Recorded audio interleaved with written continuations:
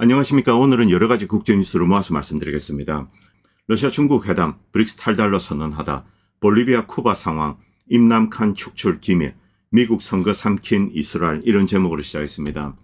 자, 그리고 이란 이야기 좀 하겠습니다. 이란에서 26척의 함정이 이제 선박이 통과했다. 여기에 이란의 이제 혁명수비대 함정들 조그마한 이제 페트롤 보트가 있죠. 이게 이제 호위를 하면서 통과시켜 줬습니다. 이것은 이들이 이제 이란의 우호국이거나 뭐 중국이나 이런 나라들, 파키스탄 아니면은 통행료를 낸 국가들, 유럽 국가 선박도 이제 몇 척 갔다고 합니다. 결국 이 통행료 내는 게 자리를 잡는 것이 아닌가. 미국은 여기에 대해서 뭐 손을 쓸 수가 없습니다. 그리고 유럽이나 이제 한국, 일본은 에너지가 필요합니다. 이것을 막았다가는 어떤 원성을 받을지 모르죠. 트럼프가 궁지에 몰린 거 사실입니다. 이 트럼프 전쟁 제한 결의안, 이게 이제 상원을 통과했는데 이건 역시 저는 꼼수라고 생각합니다. 미국은 이란을 상대로 지금 본격적인 전쟁을 할 수 있는 그런 상황이 아닙니다. 일단 실탄이 부족합니다. 스탠드오프 미사일이 필요한데 한 2주 정도는 할 수 있습니다만 그 다음에 이란이 전면전 스타일로 계속 사우디나 이쪽을 때리게 된다. 이스라엘을 때리게 된다. 방어할 수 있는 수단도 없고 공격할 수 있는 수단도 없습니다. 그리고 대공 시스템은 더욱더 강화되었다고 합니다. 자, 트럼프가 공격을 주저하는 데는 사실은 이 이유가 가장 크다고 생각합니다. 자, 그래서 이제 상원이 일종의 이제 트럼프를 구해주는 것이 아닌가. 전쟁 제한 결의안을 통과시키고, 자, 이제 핑계거리가 하나 생깁니다. 그래서 이제 공격을 딜레이 시킬 수 있죠. 트럼프 이런 내용들 잘 알고 있을 겁니다. 1차와 다르죠. 1차에서 했는데 안 됩니다. 2차에서 한다고 성공하느냐, 천만의 말씀입니다. 이란의 군사력은 여전히 건재합니다. 물론 법적으로는 상원이 이런 결의안을 통과시킨다고 하더라도 여기에 대응할 수 있는 수단들을 이제 또 트럼프는 가지고 있습니다. 자, 그럼에도 불구하고 이런 것을 이용해서 좀 이제 공격을 딜레이한다. 뭐 이렇게 볼 수 있죠. 이렇게 해석할 수 있습니다. 자, 그리고 중국과 러시아가 만났습니다. 여기서 이제 탈달러와 이게 메인 이슈로 떠올랐습니다. 이들이 만나서 지금 이제 우크라이나전이나 이란 문제, 이런 문제에 대해서 이야기를 할 줄 알았는데 여기에 대해서는 별로 내용이 없었습니다. 물론 이제 물밑에서는 이야기를 했겠죠. 오히려 탈달러와 이제 공식적으로 이야기했는 것. 이것은 지금 이제 미국의 위상이 좀 약화가 되었습니다. 이것을 노리고 이제 본격적으로 나섰다. 이렇게 저는 보입니다. 어쨌든 10월 달에 공식적으로 브릭스, 이 인터내셔널 뱅킹 시스템 그리고 결제 시스템이 출범이 됩니다. 그리고 지금은 파일럿 테스트를 하고 있습니다. 러시아, 중국 무역 이제 전부 자국 통화로 한다. 인도, 러시아 결제 자국 통화로 이루어지고 있다.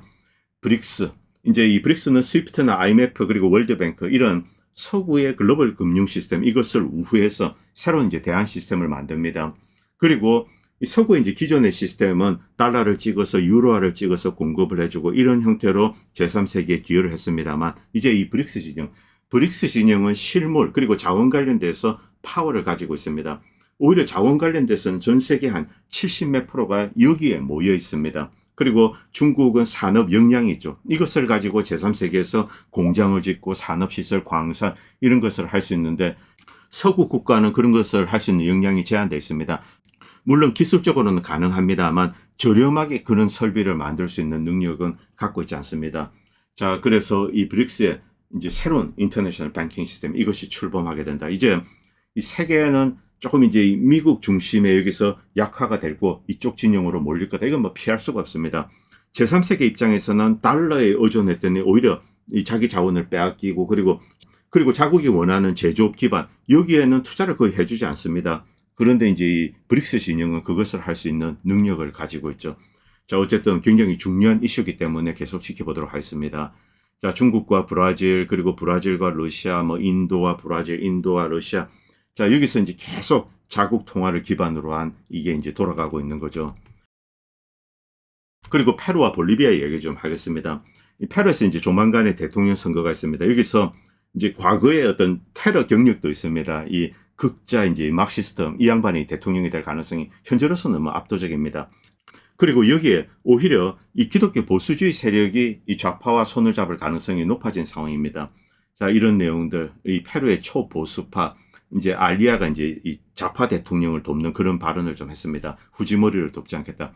이 후지머리는 좀 이제 뱀 같은 존재들이죠. 페루 정치에 보면은 정말 이 후지머리 일당이 어떻게 지금까지 유지될 수 있는지 그게 참 미스터리입니다. 어쨌든 이런 상황인데 이 좌파 이제 이 산체스 후보 이 양반은 이제 페루의 자원 여기에 대해서 이제 주석과 관련된 겁니다. 뭐 구리, 금도 좀 있습니다.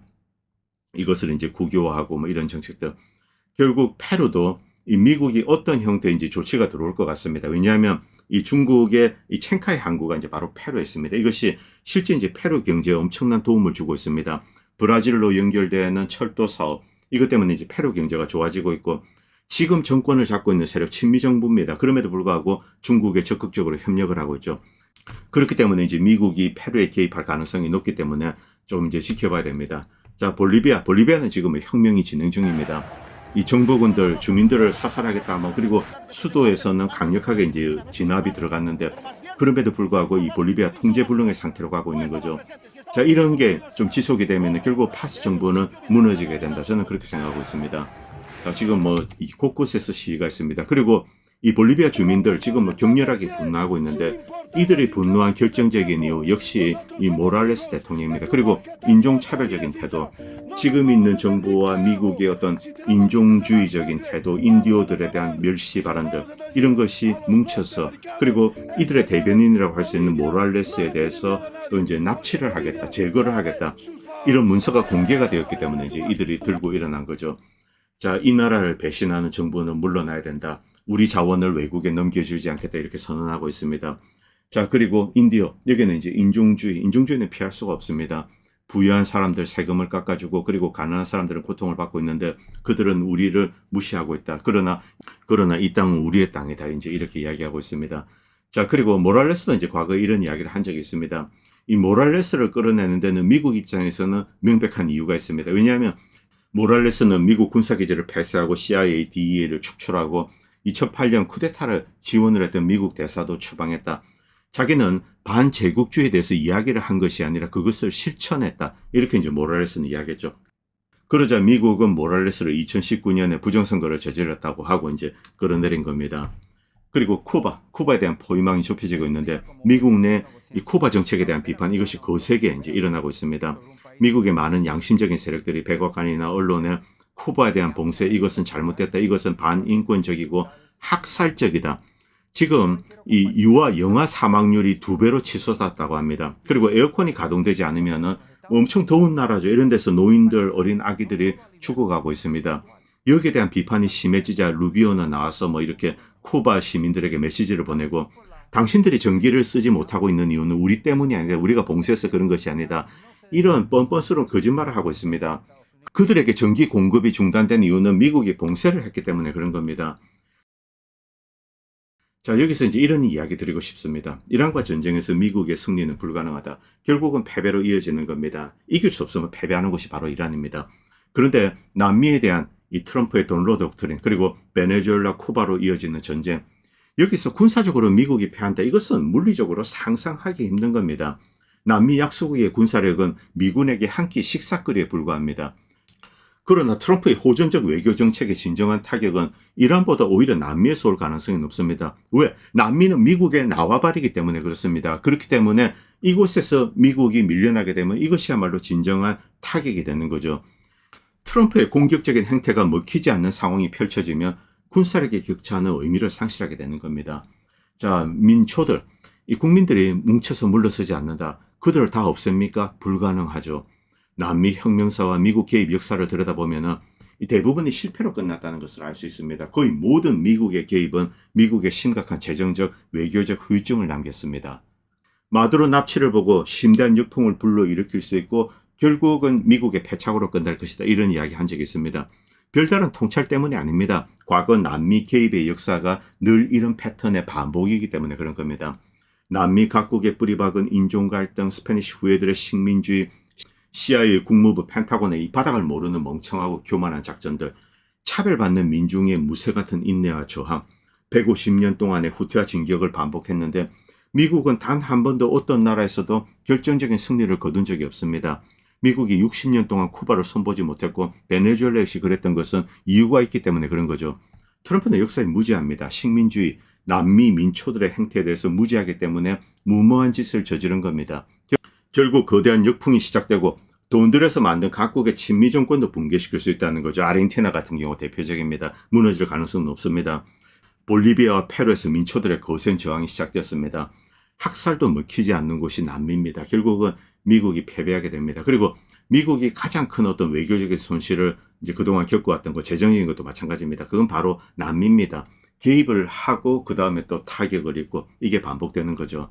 서도영님이 이제 이런 걸 올렸는데 쿠바 이제 이 관타나메라 과하리 관타나메라 이런 노래 이 호세 마르티 시에 이제 곡을 붙여 탄생한 민요다. 우리로 치면 아리랑인데 쿠바인들의 삶과 역사, 감정을 품은 노래이기도 하다. 자, 지금 쿠바는 거대한 제국의 압박 속에 있습니다. 자, 이 호세 마르티의 노래 여기에는 역설적으로 이 쿠바인들의 이 결코 굴복하지 않는 법이 거기 이제 감정이 담겨져 있는 거죠.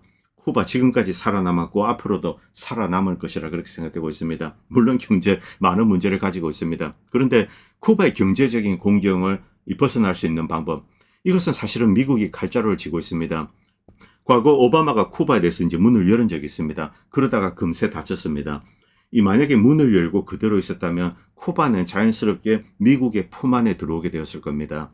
자, 그런데 미국은 다시 이제 문을 닫아버린 거죠. 그 다음에 이제 쿠바 탓을 하면서 왜 이렇게 하는가? 여기에는 이 쿠바 내 어떤 올리가크 세력이 있습니다. 쿠바를 그 자체로 미국이 받아준다. 베네수엘라를 그 자체로 미국이 받아준다. 그렇게 하지 않는 데는 결정적인 이유. 바로 무너뜨린 다음에 이 지배자로서 들어가는 겁니다. 이 베네수엘라 올리가크 그리고 쿠바 올리가크가 지배자로 들어간 다음에 이 백성들이 가지고 있는 것을 다 뺏는 거죠. 그리고 그 경제권을 장악한 다음에 그들이 독점하고 미국의 엘리트와 나누어 가지는 것. 바로 그런 어떤 목적이 올리가크를 위한 목적이 있기 때문에 단순하게 국가를 그대로 이제 수용하고 경제 교류를 하고 발전시키고 이런 작업을 하지 않는 겁니다. 이것이 미국과 서유럽이 가지고 있는 제국주의의 어떤 패턴입니다. 자, 이란 그 자체로 받아들이고 경제 교류를 하면서 이란을 발전시키고 미국의 친구로 만든다. 그렇게 하지 않는 데는 바로 이 미국의 모나키스트들 이런 과거 이제 지배 세력이 있습니다. 이들을 대리인으로 이란의 모든 것을 독점하고 민영화한 다음에 미국 기업이 들어가서 엄청난 지분을 장악하고 쉐어를 하는 겁니다. 그리고 대부분의 국민들은 어떤 이제 피지배 계급으로 밀어넣는 거죠. 그런 작업을 하기 위해서 쿠바, 베네수엘라, 이란 이런데 국가적 차원에서 문을 열지 않는 겁니다. 자, 그리고 파키스탄으로 오겠습니다. 파키스탄 임남칸 대중적인 인기를 누리고 결국 이제 끌어내려졌습니다. 여기에 대한 기밀 문서들 이것이 이제 공개가 되었습니다. 여기에는 결정적인 기여를 한 세력 결국 CIA가 등장했다. 임남칸은 엄청나게 유명한 사람이죠. 자, 이 문서가 이제 공개가 되었습니다. 지금 현재 샤리프 총리 거의 이제 미국의 괴뢰 정권이라고 할 수 있습니다. 왜 미국은 임남칸을 끌어내렸을까? 자, 임남칸은 처음에는 미국이 선호했던 후보입니다. 영국에서 교육받고 그리고 완전히 서구화되어 있습니다. 미국과 영국이 이제 퍼피스로 이용하기 좋다 이렇게 생각을 했습니다만 임남칸은 파키스탄 국민의 지도자가 되기로 이제 결정을 내린 거죠. 2021년 6월 이제 CIA 국장 윌리엄 번서가 갑니다. 당시 이제 미국은 이 파키스탄에 드론 기지를 지어서 아프가니스탄 탈레반을 공격할 수 있는 이제 원점을 만들려고 했습니다. 이제 카불에 이렇게 포위가 된 상황이죠. 그렇기 때문에 이 드론을 띄우기가 용이하지 않습니다. 그리고 언제든지 아프가니스탄이 반격을 할 수가 있죠. 로켓포를 쏜다든가. 그래서 이 파키스탄에서 좀 더 이제 자유롭게 띄우고 그런데 이런 계획에 이제 임남칸이 반대했습니다. 심지어 이제 윌리엄 번서가 찾아왔는데 만나주지도 않았습니다. 자, 나는 이제 뭐 그쪽에 위에 조 바이든 대통령이 이 사람과 만나야 되겠다. 그리고 이제 러우전이 터지고 임남칸은 러시아, 중국과 이렇게 손을 잡았습니다. 여기에 대해서 또 분노를 했죠. 결국 이 파키스탄 내에 이제 이 드론 기지 이것이 이제 트리거가 되고 그 다음에 러시아와의 교류 이것이 이제 결정적인 역할을 했다. 결국 미국은 임남칸을 끌어내려야 되겠다. 이런 결정을 한 겁니다. 결국 드론 기지는 좌절이 되었습니다. 그 직후 얼마 있다가 이제 결국 아프가니스탄에서 미군이 다 빠져나왔습니다. 왜냐하면 이 드론으로 엄호를 해줄 수가 없습니다. 탈레반은 들어오죠. 결국은 도망 나오게 된 겁니다. 여기에 대한 이제 복수심을 품었겠죠. 자, 그리고 이제 러시아와 들러붙고 과거 이제 임남칸은 트럼프 대통령과 어쨌든 파퓰러한 지도자고 트럼프 일기 때는 이제 국민 주권, 국가 주권 이런 것을 존중했습니다. 그래서 친했는데 결국 이제 임남칸, 바이든이 이제 제거를 한 거죠. 이런 내용들 다 공개되었습니다. 그리고 또 한 가지 특이한 사항은 사우디아라비아가 파키스탄과 이렇게 상호 방위 조약을 맺으려고 이렇게 파키스탄을 압박을 했습니다. 그런데 여기에 임남칸이 반대했습니다. 임남칸이 반대한 이유는 사우디와 연결이 되면 결국 이스라엘과 연결이 된다. 파키스탄은 이스라엘 정권을 지금 부정하고 있습니다. 가자 지구나 이런 것 때문에 그렇죠. 자, 그런데 사우디는 뭐 이스라엘의 괴뢰나 다름이 없습니다. 그래서 사우디와 상호 방위 조약을 맺는다. 여기에 대해서 임남칸이 거부를 했다. 이건 역시 굉장히 중요한 이유입니다. 미국의 딥스테이트가 가지고 있는 플랜들, 그리고 시오니스트가 가지고 있는 플랜, 여기에 곳곳에 태클을 건 거죠. 파키스탄은 지정학적으로 매우 중요한 위치에 있습니다. 결국 이제 친미 어떤 괴뢰 정권이 들어섰다고 할 수 있습니다. 그리고 지금 어떻게 되었냐? 지금 이제 아프가니스탄과 전쟁을 하고 있습니다. 그리고 지금 이제 파키스탄은 어떻게 되었는가? 지금 이제 아프가니스탄과 전쟁 중입니다. 자, 임남칸은 이스라엘 세력에 대해서 이렇게 견제를 하고 이제 사우디아라비아에서 이 부분에 대해서 뭐 여러 가지 이야기를 했는데 너희들 왜 자꾸 이제 이스라엘 편을 들어? 가자 학살 이런 거 방치해 이렇게 나선 거죠. 임남칸 끌어내렸습니다. 자, 그리고 미국 선거 이야기 좀 하겠습니다. AIPAC. 이제 이스라엘의 로비 단체죠. 여기 미국 시민권자 이중 국적을 가진 사람들이 많이 있습니다. 이들은 토마스 메시 의원을 끌어내리는 데 대해서 이제 자화자찬을 하고 있습니다. 자, 여기 이제 토마스 메시 의원이 그 위에 있는 이제 트럼프가 민 후보, 사실은 뭐 앱슈타인이 아닌가 이렇게 풍자한 짤이 있습니다. 어쨌든 패배했습니다. 자, 여기서 특이할 만한 상황 18세에서 29세 젊은 층입니다. 공화당원입니다. 공화당원 젊은 사람들은 토마스 메시 이제 표를 던졌습니다. 이란과의 전쟁 반대하고, 그리고 이스라엘의 가자 정책을 지지하는 거 여기에 대해서 반대하고, 이런 젊은 층들, 그리고 30대 40대 여전히 토마스 메시 의원 지지가 높습니다. 그리고 이제 45세에서 64세 반반입니다. 오히려 이제 토마스 메시가 조금 높죠. 결정적인 것은 65세 이상입니다. 여기서 이제 몰표가 나왔죠. 자, 메시 의원이 패배한데, 그런데 이 득표 결과를 잠깐 보도록 하겠습니다. 굉장히 이상합니다. 과거에는 총 이 경선입니다. 5만 2천 표가 나왔습니다. 그런데 이번에는 10만 표. 물론 미국의 투표율은 낮습니다. 경선은 조금 낮습니다. 자, 그런데 이 토마스 메시를 반대하는 진영에서 12,000표에서 무려 5만 7천 표. 이것은 부정선거 의혹을 강하게 이제 시사하는 겁니다. 밑에 잠깐 보겠습니다. 토마스 메시는 표를 늘렸습니다. 3만 9천에서 4만 7천으로 19.1% 늘렸죠. 그런데 반대 진영은 무려 356%, 3배가 늘었습니다. 3배 이상. 자, 그리고 전체 표는 5만에서 10만으로 늘었죠. 이 수치는 부정선거 가능성을 강하게 시사하는 겁니다. 자, 앱스타인 파일 공개를 요구하는 토마스 메시를 떨어뜨리기 위해서 무려 3,500만 불이 토마스 메시 반대 진영에 투입이 되었습니다. 이 중에 유대 자금이 거의 한 1,500만 불 됩니다. 이것은 엄청난 돈입니다. 하원의원 지역구 경선에서 이런 정치 자금은 듣도 보도 못했습니다. 선거 결과를 보면 부정선거 의혹이 강하게 듭니다. 자, 몇 가지 가설이 있습니다. 트럼프가 이제 토마스 메시를 떨어뜨리라, 그렇게 해서 백인들이 몰려갔다. 가능하죠. 자, 그리고 두 번째 가설은 부정선거입니다. 베이비 부모 노령층이 트럼프를 선호한 것은 사실입니다만 트럼프가 공을 들인다고 해서 때로 움직일 정도로 정치에 큰 관심을 갖지는 않습니다. 그리고 투표 행위를 하는데 뭐 가야 되죠. 그런데 미국에서는 노령층의 경우 부정선거가 매우 용이합니다. 미국엔 특이하게 이 밸럿 하베스팅, 투표 추수라고 부릅니다. 이게 공공연히 자행됩니다. 젊은이들이 몰려다니면서 시니어 주택, 요양원, 돈을 받고 가는 겁니다. 노인들의 이제 우편 투표를 돕는 거죠. 자, 도와준다고 하고 실제 대리로 기표하기도 합니다. 그리고 모아가지고 투표를 하고, 아니면 투표지 그 자체를 모아서 그대로 자기가 기표하고 집어넣기도 하고, 이런 부정선거가 미국에서는 일상입니다. 노인 의사와 무관하게 이제 수거 요원이 대리 투표를 하고 상품권 뭐 $50, $25, $100 이런 거 주고 이제 우편 투표지 받아오는 거죠. 자, 이거 모두 불법입니다. 그런데 이런 일이 좀 있습니다. 물론 아직까지는 통계적인 이상 현상에 불과합니다만 구체적인 수치가 나오면 보다 명확해질 수 있다고 생각합니다. 그리고 우편 투표 관련된 여러 가지 이야기, 하룻밤에 이제 만 몇천 표 이제 우편 투표지를 받고, 자, 그리고 토마스 메시는 1,500명의 관내 세력의 지지 이제 자금을 받았습니다. 그런데 이 에드 후보는 관내에서는 50명만 받았다. 바깥에서 온 거죠. 자, 누가 보냈을까? 이 주시 세력들이 많이 있다는 겁니다. 스스로 뭐 자화자찬하고 있습니다. 자기들이 보내서 이 당선시켰다. 그리고 친이스라엘 후보를 뽑겠다. 자, 미국 선거가 오염이 되어 있다. 이건 뭐 부인할 수가 없습니다. 그리고 2020년 미국 대선으로 돌아가도 여기에 가장 큰 자금을 댄 세력 주커버그입니다. 주이시죠. 자, 그리고 소로스 이런 단체가 있습니다.